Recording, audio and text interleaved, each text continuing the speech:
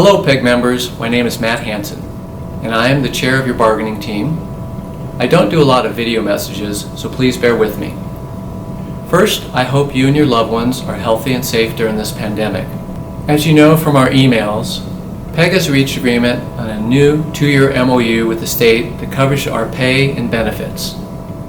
Hopefully, recent emails we've sent out have helped you understand the MOU and answered many of your questions. With this video, the bargaining team wanted to give you a chance to hear directly from me about the results of bargaining and why we urge you to support ratification. As you know, this MOU was negotiated under difficult circumstances. The pandemic caused a recession, put millions out of work, and created a $54 billion state budget deficit. In May, the governor asked PEG and other state employee groups to come to the table to reduce employee compensation costs by 10% or face 2 unpaid furlough days a month. That's the backdrop. The bargaining team wanted to avoid imposed furloughs and get the best deal we could for members.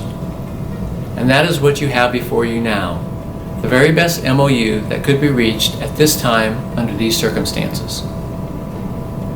Here are the major provisions. We get a pay raise, and that's a good thing. Given that our contract was expiring on June 30th, we did not have a scheduled pay raise like most of the other bargaining units.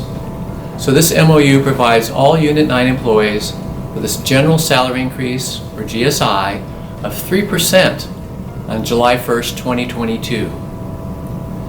This is the largest GSI negotiated with the Newsom administration.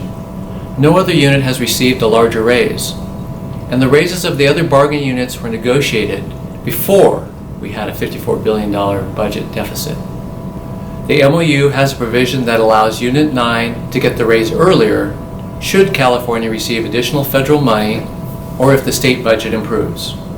And given the uncertain times, there's also a provision that could put the raise off for another year if budget conditions do not improve. Of course, we didn't want to agree to delay a salary increase, but this provision was demanded by the state to reach agreement. They insisted it was required should there be a need for cost reductions in the future. This provision is also in other MOUs reached recently. This agreement also ensures other good things for our members. Our longevity pay differential remains in place. Everyone who is eligible for a longevity pay raise over the next 2 years will get them. And the $250 a month geographic pay differential will continue to be paid. Merit salary adjustments, or MSAs, will also continue. So to get the 3% GSI, to ensure longevity and geographic pay, and to avoid furloughs, the MOU requires Unit 9 members to serve 2 PLP days for up to 2 years. 2 PLP days adds up to a 9.23% temporary reduction in pay. This is where the state achieves the budgeted cost savings it demanded from us. The PLP could end early should California receive federal funding or the budget improves. The 2 bargain PLP days are a lot better than 2 mandatory furlough days each month. First, take-home pay won't actually go down by 9.23%. This agreement suspends our 2% contribution for retiree health care. Per our current MOU, Unit 9 employees will see a 5.5% or 0.5% reduction in their payments to CalPERS on July 1.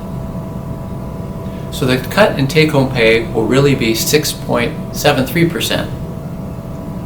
For those receiving a longevity raise during the year, the reduction will be 5.73%. The PLP also comes with other advantages over furloughs. PLP leave can be used just like vacation or annual leave. This will allow you to bank and build your vacation and annual leave balances.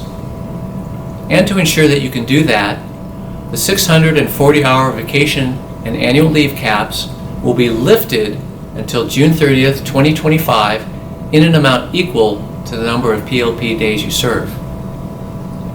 PLPs do not change salary ranges and don't affect your final year compensation used to calculate retirement benefits. Nothing in this agreement changes or reduces your promised pension. It will be calculated just as you have planned. That's it. There are no other pay reductions or benefit cuts in this agreement. Every other provision in the previous MOU remains in place. As always, there were many other things that we proposed in bargaining that we did not get. This happens every time we negotiate a new contract. We also said no and rejected many of the state's proposals. That is how collective bargaining works. But the team did see all of your emails and suggestions.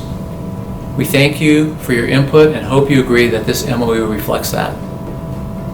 Let me say that even with the threat of furloughs, it was not easy for the team to be forced to bargain away part of the hard-earned take-home pay of PEG members, which includes the members of the bargaining team. That's not the business we are in. And that is what the state and circumstances demanded in these negotiations. We hope you know that we did the very best we could to make the pay reduction more tolerable while protecting important pay and benefits now and for the future. The PEG bargaining team urges you to vote yes for ratification.